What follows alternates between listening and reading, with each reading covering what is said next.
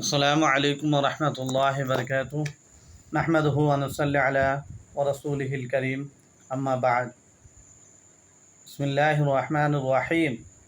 যদি কোনো ব্যক্তি জুমার রাত্রে সূরা ইয়াসিন এবং সূরা দুখানকে পাঠ করেন, আল্লাহ সুবহানাহু ওয়া তাআলা ওই ব্যক্তিকে কি মর্যাদা দান করিবেন।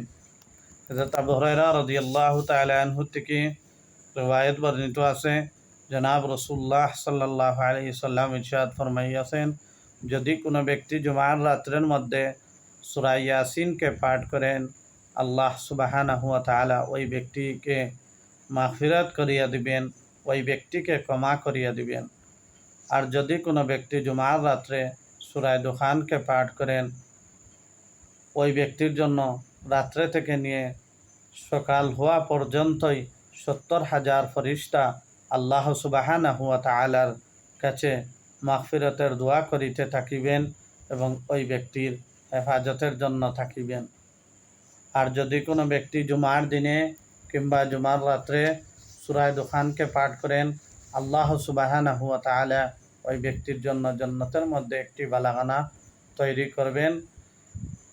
এবং আর একটি সুনানে মুসলিম শরীফের হাদিস, যদি কোনো ব্যক্তি জুমার রাত্রে সূরা দুখানকে পাঠ করেন, রাসূলুল্লাহ সাল্লাল্লাহু আলাইহি সাল্লাম ইরশাদ ফরমাইয়াছেন, আল্লাহ সুবহানাহু ওয়া তাআলা ওই ব্যক্তিকে ক্ষমা করিয়া দিবেন এবং ওই ব্যক্তির নামায়ে আমলের মধ্যে অনেক সওয়াব লিখিয়া দিবেন। আল্লাহ সুবহানাহু ওয়া তাআলা আমাদের সবাইকে যেন সূরা দুখান এবং সূরা ইয়াসিন জুমার রাত পাঠ করার থেকে যেন বঞ্চিত না করেন এবং আমাদের সবাইকে যেন গুরুত্ব সহকারে জুমার দিন কিংবা জুমার রাত্রে সূরা ইয়াসিন পাঠ করার জন্য তৌফিক দান করেন।